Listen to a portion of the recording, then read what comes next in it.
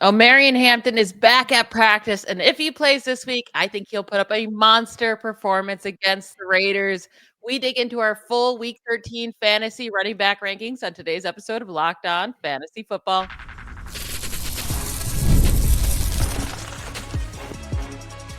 You are Locked On Fantasy, your daily NFL fantasy podcast. Part of the Locked On Podcast Network, your team every day. Welcome to the Locked On Fantasy Football Podcast, part of the Locked On Podcast Network, now the #1 sports podcast network. Thank you for making us your first listen every day. I am one of your co-hosts, Michelle Majuk, and when I'm not doing this, I'm a researcher and fantasy analyst with NFL Network. And I'm your other co-host, Vinny Iyer. When I'm not doing this, I'm writing about NFL fantasy and betting for sportingnews.com. Today's episode is brought to you by FanDuel. Right now, new customers can bet just $5, and if your bet wins, you'll get $300 in bonus bets to use across the app. Today, we are going to get into our full running back rankings for Week 13. We have lots of games coming up. 3 games on Thanksgiving, a game on Black Friday, and then, of course, our normal Sunday games as well. So there's no buys this week. Everyone's available outside of injury. So let's hop into these running backs. And then later on, we'll be also posting our wide receiver episode as well. So don't miss that. Right at the top, we have a lot of the same guys. Jahmyr Gibbs, our #1. He has been balling out and impossible to stop. At 2, I have Devin Achane. That's pretty much the furthest we are separate on these guys. At the top, you have Achane at 9, but still, like, he's an instant play. And then, Jonathan Taylor at 3 for me, at 2 for you. Bijan Robinson, both in our top 4. Christian McCaffrey at 4 for you, 5 for me. Derrick Henry, James Cook are also both in our top 7. But then where we get a little bit different here is Omarion Hampton. If he comes back against the Raiders, I'm very, very high on him. I have him at running back 8. Right now, you have him at running back 24. Is that just because you don't know if he's coming back, or is that where you'd actually place him if he does play? Yeah, I'm hedging my bets a little bit. I'm saying he's in play, right? That's what I'm putting him at. I didn't like the report that was 50-50 that he could return despite him returning to practice. But if I get a more positive report, I think I'm going to put him maybe 5 to 10 spots higher. My only concern is would they ease him in a little bit with Kamani Vidal? Knowing that Hampton means so much for this team going forward, do they want to give him a big workload right away? So that would be my only concern in this one. And also, the Chargers can pretty much do whatever they want to the Raiders this week. So is it going to be Justin Herbert get well game? Do they come out throwing? But these are all nitpicky here. I think basically the Chargers are start him if you got him this week, and that includes Hampton if he plays. I just don't know if there's going to be enough points to go around for everybody. I think we're going to have a couple disappointments for sure, but on paper the matchup is really good. So I'm hedging my bets, but when I put him at 24, my intent was, hey, he has to be played as an RB2 at least this week, and he probably has RB1 upside like he usually does. So again, yeah, you're really high on him. I saw a lot of these running backs have really great matchups this week, so I want to put him a little higher. I think if for sure I knew he was starting, I'd probably put him in the top 15. But that said, there's a lot of good running back matchups this week. So again, I think he'll get the volume. I'm just not quite sure if he's going to be. He's in just the way that Vidal has played in a little bit. So that's my only concern. But overall, you play him if he's in and good to go for the Chargers. He should be in their lineups in some form. Yeah, he was balling out before the injury with 22 points and 25 points in half PPR before that. He's involved in the receiving game as well. And I think if this does help Justin Herbert, I think that only helps Hampton because that means there's more scoring opportunities. And the Raiders have allowed the 4th most rushing touchdowns to running backs this season. So really high in Hampton if he is back. Now, your #7 is Kyren Williams. I have him at 11. We're pretty similar there. And then same thing with Travis Etienne. He has made it into the top 10 again. He's been showing us consistency after the Jaguars bye. They've gone back to, giving him workload. He's getting some touchdowns. You have him at #8. I have him at 12, but I really like him this week against the Titans. It's a great matchup. Titans have allowed the 4th most points per game to running backs, 2nd most rushing touchdowns. Now, you never know if Tutin's going to steal his rushing touchdowns, but he has scored 3 rushing touchdowns over the last 3 games. He's getting fed the ball on the ground. He's getting some targets. So I really like Etienne this week. Yeah, and we'll see. The Jaguars, I think, are starting to come together. We'll see about Brian Thomas Jr. see if we get a little bit better indication whether he's coming back to help Jacoby Myers and Parker Washington. But we know Tootin's there. This offensive line is run blocking well for Etienne, and Trevor Lawrence has started to play a little bit better. Not great still after the bye, but the Titans can be run on. You can pound on them pretty well. Last week, good combined game, as we usually see for Kenneth Walker and Zach Charbonnet in this exact matchup in Nashville. So when you look at the load that he's going to get, it's going to be pretty substantial. I don't see a negative game script where Tootin's going to have to come in and catch passes. And if Etienne's in a good position to play from ahead in a good matchup, usually comes through, and this is an ideal one for him in Nashville.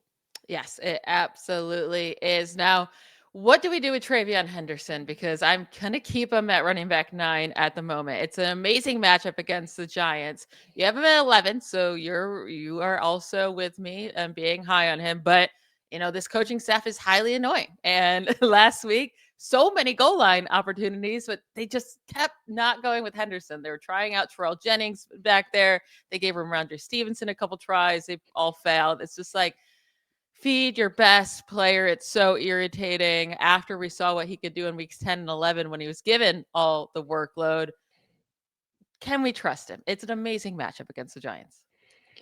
I don't think you can trust him. I'll just say this. You can't really trust the Patriots running backs. I mean, it's been a thing for probably 2 decades now. You can't exactly trust the Patriots running backs, especially when they have multiple guys touching the ball. And Stevenson back healthy did throw a wrench in those plans. But he was dominating. I mean, that game before, he had the 3 touchdowns, 2 on the ground, 1 as a receiver. So I don't understand. Like, I don't know how he's just not standing out as a quote hot hand in this backfield. He should be. But I think he does little things that maybe irk Josh McDaniels and Mike Vrabel as a rookie, and that keeps him a little bit out of seeing the high leverage touches for a while. Then he does something great, then he's back to being special here. But I figure the game script is going to be very positive. What kind of threw things off a little bit last week, the Bengals were fighting in it for a little while. They had the pick six of Mac Jones. They were just kind of scrapping in that game where they couldn't just like get in cruise control and take the lead. They also kind of stole an offensive potential with a defensive touchdown of their own. So it was a bit of a weird game last week. They should be in complete control against the Giants. This is at home on Monday night. Their defense should be pumped up. They should be kind of rolling out with Drake May, getting some big plays in the passing game. Henderson should be the finisher of them for a while now. I just don't want to see Stevenson and these other guys touch the ball too much. I don't think we can prevent that, but on paper, we have to say this is a good matchup for Henderson. We got to play him. Maybe, look, we have him all the way up at an RB1, RB2 because of his upside. Just be prepared that he's still a very strong play. He just might be more of a flex at the very least, but I think that's more of his floor going into this game. Now, right after Henderson, my running backs 10 through 15 go Chase Brown, Kyron Williams, Travis Etienne, Ashton Jeanty, Saquon Barkley, and Judkins. We already talked about Etienne. Barkley, you're a little bit higher on than me at 10. We'll get to him in a moment. But the 3 guys I am a good amount higher than you on are Chase Brown, who I have at 10. You have him at 17. Jeanty, who I have at 13. You have him at 18. And then Judkins, who I have at 15. You have at 20. I really like all their matchups. They're all middle of the pack is what I should say defenses. It's not like you're scared of any of these defenses to play them against, especially like the 49ers. You can beat them. I know Rico Dotto only got 6 carries for whatever reason against the 49ers, but Judkins will get his workload. I do think it'll be a low-scoring game in Cleveland. They'll be able to keep the 49ers scoring down to give Judkins a lot more carries. So I like him this week. Jeanty finally had a big game.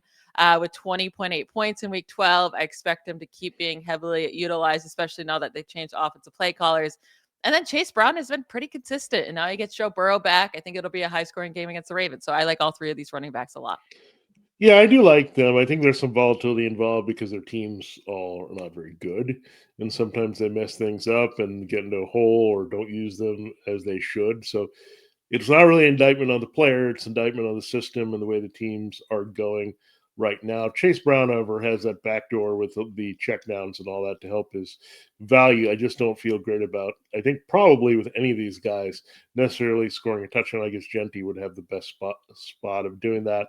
With Judkins, the Browns, look, their running game got going against the Raiders. If they have an opportunity to do that against the 49ers, that's fine. but they're going to have to show a little bit something with Shador in the passing game for the Browns to be able to run like they did last week, right? That was a big factor where you can throw the ball downfield. And we just saw the 49ers with their safety play, Jair Brown, and all the things they did against Bryce Young. So let's just hope it's not a similar scenario to that where the running back gets affected by the quarterback. Yeah, we will get to the rest of our running back rankings. You have Saquon Barkley, like I said, a little bit higher than me. Brees Hall, we'll get to those guys plus the rest right after we hear from one of our sponsors. Today's show is brought to you by our friends over there at Peloton. Look, folks, it's time to break through the busiest time of the year with a brand new Peloton cross-training Tread Plus that's powered by Peloton IQ. It's Peloton's most elevated technology and equipment yet that gives you real-time guidance, and it gives you endless ways to move, whether you want to work out by yourself or if you want to work out with your favorite instructor, like my personal favorite, Alex Toussaint. He always gets me fired up to tackle the day. And the thing I like about Peloton, it helps me achieve more in less times. They have features that help you plan, stay motivated, track your progress, and Peloton IQ also provides personalized workout plans and recommendations. That's something that I use right now during the busiest time of the year covering the NFL. They plan my workouts for me based on my mood, my vibe, and also my favorite instructors. So make sure you check it out and use it because it also helps you correct your form in real time, and it maximizes your reps. It counts your reps so that you can do it smarter, safer, and more efficient. Let yourself run, lift, flex, push, and go. Explore the new Peloton cross-training Tread Plus at onepeloton.com. Let's continue our running back rankings for week 13. Your running backs 10 through 15 goes Saquon Barkley, Travion Henderson, Brees Hall, Jalen Warren, Javonte Williams, and Josh Jacobs. We are similar on Javonte Williams and Warren we'll get to in a moment, and Josh Jacobs if he returns. But two guys are a little bit higher on than me are Saquon Barkley and Brees Hall. I have Barkley at 14. You have him at 10. And then with Hall, I have him at 19 with you having him at 12. So with Barkley, it's just been so frustrating with him. And he said he's in a funk right after the Cowboys loss. I don't know. It's just hard to trust him. And with Brees Hall, he has had good matchups and he kind of disappoints very often. But the Falcons is a good matchup and they've allowed the 6 most points per game. So I get it. That's why I still have him as a solid play. I just can't be that high on him. Yeah, with Barkley, it's tough. He's not like a David Montgomery, right? Where like you feel, okay, I might have somebody better that I could play, but then you're looking at your lineup and like, I'm going to sit Saquon Barkley this week. No, Like you're not it's going to really hard. It's really hard to do no matter how much he's struggling. You just need him to produce. And let's just hope that they say, look, we got to get Barkley involved somehow. Let's get him more in the red zone. Like, let's not get Hurts scoring everything again. I think the Eagles are falling back into that kind of rhythm where Hurts is basically the goal line guy. Get Barkley scoring, get his juices flowing a little bit, allow him to make a big play as a receiver, right? If the running is not happening, find a way to get this guy involved. And the Bears can be vulnerable in those areas, right? They might be straight up not as the easiest team to run against, but again, Barkley hasn't really run well against anyone, but it's just hard to drop him past that because you're going to be trusting him quite a bit. And really, I look at some of these other guys. I mean, Brees Hall, like I would maybe think about putting him higher. Now, the reason I have Brees Hall pretty high is the Falcons matchup is rather favorable this week. I just a little bit concerned that it's Jeff Ulbrich on the other side, and he was with the Jets, and you might have some things to scheme against Hall, but I also know the Falcons are a much better pass defense, and the Jets are going to have to feed Hall a lot in this game. So that's a volume-based play. I think Barkley, in essence, is also a volume-based play. So hoping for the best there, but I'm not as excited to say, like, play the Steelers backfield, right? The Bills are so bad against the run, and you have Jalen Warren and Kenneth Gainwell really coming off good games against the Bears. So maybe that's also why I'm looking at Barkley, right? Maybe being able to duplicate some of that success of the Steelers backfield. But yeah, I want to be more excited about playing Barkley and Hall, but I also have to look at the numbers and the potential. And they tell me, hey, we can be a little bit higher on them than usual these weeks. right after Josh Jacobs and Judkins at 15 and 16 for me. That's where I put Jalen Warren against the Bills. You have Warren up even higher than that at 13. And then we also both like Kenneth Gainwell as an RB2 this week. You have him at 21. I have him at 24. I mean, it's been Gainwell that's been actually the better fantasy producer as of late. He's had back-to-back games with over 100 scrimmage yards. He put up 105 yards in week 11 and 122 in week 12, and he's getting those receptions. So in full PPR, it's been 29.5 points and 18.2 points. He's played over 50% of the Steelers' offensive snaps in 3 straight games. And only McCaffrey, Achane, Bijan Robinson, and Jahmyr Gibbs have more receptions than Gainwell this season. And the Bills stink against the run, against running backs, tackling. So I really like Gainwell this week, but also Warren has been getting the majority of the carry. So and the goal line work. So he should be a good play as well. Yeah, I think they found their offense. And basically, what we're finding out is the Steelers are limited on playmakers, right? Their tight ends have become now like a 3-man committee with Washington in there with Smith and Freiermuth. They still don't have a number 2 or number 3 reliable receiver behind DK Metcalf. So basically, they need to manufacture a third option or 2A, 2B in the backfield. And that's what we're seeing here with Ken Gainwell. We just thought before the season it might be Caleb Johnson, but Gainwell, give him credit. He stepped into that void. Johnson wasn't ready. Gainwell has been pretty good for the Eagles as a backup and really getting an opportunity in offense to shine here. So, yeah, he's definitely playable. And, yeah, RB2 is not a stretch based on the matchup.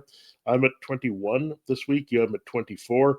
Totally not a stretch here. The way he's running, the way the Bills are giving up yards on the ground to different running backs this season, and really that has not changed as a trend. Now, one guy we want to be hopeful for, and we are a little bit worried this week, it's Rico Dowdle. He is at home, and he tends to run better at home for the Panthers for whatever reason, but it's the Rams. The Rams are just a very tough defense, period, right now. Anything you put against them is very difficult, especially the running back. But what do you think? Dowdle at home. I have him at 16. You have a little bit down at 22. I think he'll be okay, but he has to make sure he gets all the volume over Chuba Hubbard. No, I'm terrified of playing Rico Dowdle this week if I have him. Rams, like you said, great defense, allowing the second fewest points per game to running backs this year. We saw him limited to 6 carries this last week, and I expect the Rams to beat up on the Panthers as well and have a good lead. And they were putting in Hubbard way too much, so they've gone back to that. And since his breakout, it has gone down in efficiency and all that. So I kind of understand them putting in Hubbard a little bit more. But yeah, I'm very scared of Rico Dowdle this week. I'm still keeping him as a low end RB2, but I am not excited to play him. Now, there are 2 guys that could be coming back this week with Omarion Hampton if they come back too. That's Trey Benson for the Cardinals, Bucky Irving for the Buccaneers. We still got to wait to see if they're officially good to go. But those 2 are playing in the same game. Who do you trust more if they both return? Yeah, if I want to look at it this way, let's just take it to the next level or the next rung on the ladder here. Sean Tucker or Bam Knight. And I look at that. I mean, Bam Knight's sharing anyway, and that could just be totally messy, right? If you have Bam Knight and Benson returning from injury and Michael Carter, it could be very ugly. But with Bucky Irving, I think he would take on a significant role right away. I think you'd probably see Sean Tucker remain as kind of I wouldn't call him change of pace because he can do a lot of things that Irving can, but I think you'd see Rachaad White kind of fade, and the Bucs should lean a lot on the running backs this week, right? Especially if Baker Mayfield can't go with the shoulder injury. And really, regardless of that, right, if Baker has to have limited weapons, they need to run the ball. The Cardinals are weaker, much weaker against the run than you would say against the pass. So I would say I would feel a lot better about Irving at home. He has a lot of good games versus Benson maybe being into the committee and not really all that impressive here to get the key touches. Now, if it was James Conner, I think you would have seen the Cardinals be more willing to put him into a lead role, but Benson has just been kind of a complimentary guy anyway, so that's hard to trust. Well, Irving has been the man before for the Buccaneers. Yeah, it's not like Benson was putting up big numbers before the injury anyway. So I'm with you. Bucky Irving, I have at 18. If he plays, I feel really good about that because the Cardinals are a great matchup too. They're allowing the 7th most points per game to running back. So I'm with you. If Bucky Irving's back, I want to plug him in right away. Trey Benson, it's more like Do you desperately need someone? Then you can plug them Yeah. in and hope for the volume and hope for some efficiency there. We will get to some flex plays, running back 3 options right after we take a quick break. All right, this episode of Locked On Fantasy Football is brought to you by FanDuel Sportsbook. We know the NFL is into Week 13, and we have a triple header of action on Thanksgiving, plus that Black Friday game.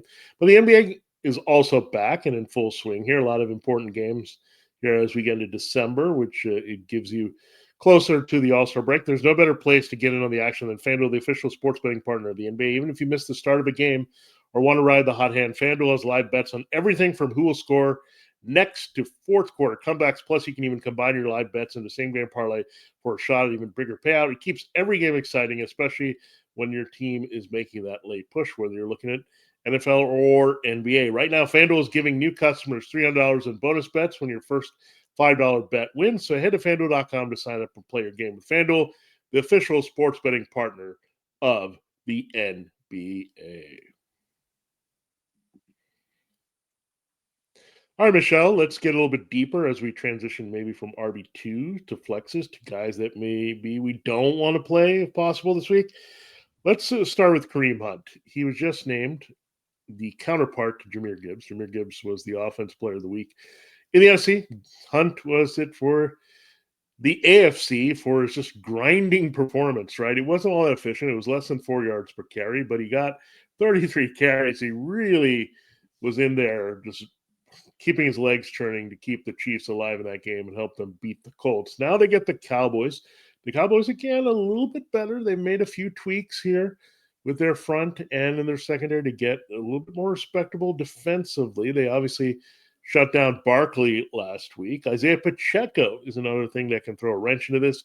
He can return, but I'm thinking I still like Hunt this week. The Chiefs should be in scoring position quite a bit against the Cowboys, and he's a guy that they love in the red zone, right? They're going to get him the looks. He's caught passes in the red zone for touchdowns. They're going to let him run. He's just so versatile down there, and that gives him a little bit more juice than Pacheco, right? He was a little bit limited. So I think they're going to keep riding Hunt as long as possible. Pacheco maybe having a little lesser power role. Yeah, I'm going with Hunt here. I don't think he's going to get 30 carries again, but we do expect it to be a high-scoring game. There will be goal line opportunities. Even if Pacheco's back, I still expect that to be Hunt and a touchdown in 4 straight games. So I like Hunt this week, even though the Cowboys' run defense has been a little bit better since they've gotten Quinnen Williams, that's for sure. But I have him at 21, Kareem Hunt, and then you have Kareem Hunt at 19. So we both like him as a low-end RB2 this week. Now, what about RJ Harvey against the Commanders or Woody Marks against the Colts? Are you willing to throw either of those two guys into your lineups as an RB2 or flex play this week? I have Harvey at 23, Marks at 25. You have Marks at 25 as well, with Harvey at 22. So we're pretty similar on those guys. Yeah, Marks, I'm always a little bit worried of how much they actually use Nick Chubb in any particular game. Like, they seem not to be able to quit Chubb. They use him enough where that just brings down Marks more to a flex play. RJ Harvey, we both have ranked as a bottom RB2. Like, we'd be way higher on this dude if we could trust Sean Payton, because now we had Jaleel McLaughlin resurface again last time without J.K. Dobbins. Is RJ Harvey going to get the consistent touches? They think of him as that type of back. We're not sure because we haven't seen it really without Dobbins, and this running game is a little bit fickle, right? For the Broncos, they have the potential. The Commanders do stink against the run, so they should be able to run a little bit effectively. I'm just concerned, is he going to get the touches we need? Is he going to get 15 plus in this game to get us where we need, or is it going to be more committee? Are they going to just be more aggressive throwing the ball? So there's a lot of variables here, but really the situation here is Harvey is playable this high because of the talent and because of the opportunity, right? Will the execution be there? That's what gives us a little bit pause and drops him down from where he could be really high in the top 20. Yeah, I mean, they're both the RJ Harvey matchup is incredible against the Commanders. So hopefully he gets the workload, but we don't know how Sean Payton will use that backfield. So that's what makes him dangerous. Now, one guy we're both very low on this week is DeAndre Swift. You have him at 30. I have him at 33. I actually would prefer to play Kyle Managai. I have Kyle Monagai at 27 against the Eagles. It's not a super easy matchup against the Eagles, but they're middle of the pack, not like one you have to stay away from. But Monagai has had 3 rushing touchdowns, a touchdown in each of the last 3 games. Well, Swift hasn't found the end zone since week 8. And like Swift fumbled last week, and all of a sudden it was like Ben Johnson was like sit on the bench. He was in the doghouse. 2 straight bad fantasy games by him too. I just think Monagai might be safer at this point to, at the very least, score a touchdown and get you some fantasy points. Yeah, I mean that's where you're going. I think you're really looking at a touchdown dependent Monagai now with Swift. I mean, Swift still can catch passes, right? But I don't see it like adding up too much because they have a lot of guys like that, right? Luther Burden and DJ Moore, and just like short area catch guys that can make a difference here where they don't necessarily have to give Swift that type of role. Then you're stuck with just a rushing straight up role from one guy, and his value is going to be based on can he get a rushing touchdown, right? I don't think Swift is playable. I think Monagai is, but I would rather play him as a flex this week outside of the top 24, maybe more around 28 to 32. Now, some guys that maybe could be in consideration for your flex, Tyrone Tracy Jr. at the Patriots, Zach Charbonnet against the Vikings, or Devin Neal if you just picked him up off waivers if Alvin Kamara misses against the Dolphins. Out of that group, who would you be most interested to play this week? Yeah, it's surprising it's Devin Neal because Zach Charbonnet is going to still have to split with Kevin Walker. The Vikings are a little bit tougher this week than the Titans were. So that's a tough thing. And Charbonnet needs a touchdown. He tends to get the touchdown in more weeks than not. Tyrone Tracy runs in a very good Patriots run defense, and there's been too much Devin Singletary usage for my taste there for a team that's now kind of gotten aggressive throwing the ball, and you don't really get much with the Tracy in the passing game like you did as a rookie. But Devin Neal is worth a shot here. I know they could look at Taysom Hill in that role as well, but Neal was active as a receiver, so that gives me hope if they could travel and get down versus the Dolphins, right? It's a little bit of a longer trip here. He might fill some of that check down role that Kamara gave them with Tyler Shuck. So that'd be good if he can catch 5 for like 60 or something to pad his stats. That'd be great. And I think they're going to look at the youth movement a little bit more, see what they have in Neal. He's been promising all year long. So they got to give him some touches to take pressure off Tyler Shuck. And we know the Dolphins have struggled against the run this year. So I will take a shot on Devin Neal here because I know he'll probably be a lead. Charbonnet, I would think, is just right up there. I think I have them back-to-back in the rankings. So I think they're both playable. I think Neal can get it done more with volume while Charbonnet needs to get that touchdown. Yeah, with Neal, it could be real low floor, but you would expect him to get the most value maybe out of these guys. I do think Tyrone Trace, even though the Patriots are the toughest team versus running backs this year, I do think he's playable. I mean, we just saw him against the Lions, who are not easy against running backs. He still scored 4.5 fantasy points in half PPR in that game, and then 15.9 in week 11. He does have 117 receiving yards over the last 2 weeks. He also has 39 carries over the last 2 weeks. So maybe he's not upside with rushing touchdowns because of Devin Singletary and this matchup. But I do think like you can beat the Patriots as a receiving back. So I do think Tracy is playable. I'm not like pumped to play him. Charbonnet, I want nothing to do with. And then Devin Neal is a complete question mark at this point. And also we don't know if Taysom Hill would steal the goal line work, but he did have 7 targets last week. So you can maybe get some receptions out of Neal as well. That will be it for today's episode. I want to thank you all for making Locked On Fantasy Football your first listen of the day. For your second listen, get a double dose of the Locked On NFL podcast. Tyler, the Madman Roland, gives you a shot of espresso to start your football day while Tony Wiggins takes you into the barbershop for the smoothest breakdowns to end the day. Find Locked On NFL on YouTube or wherever you listen to podcasts. We are doing another episode with our wide receiver rankings to make sure you guys are all prepped for Thanksgiving Day games. So don't miss that one as well. We'll get to those wide receivers here in just a moment. Bye, y'all.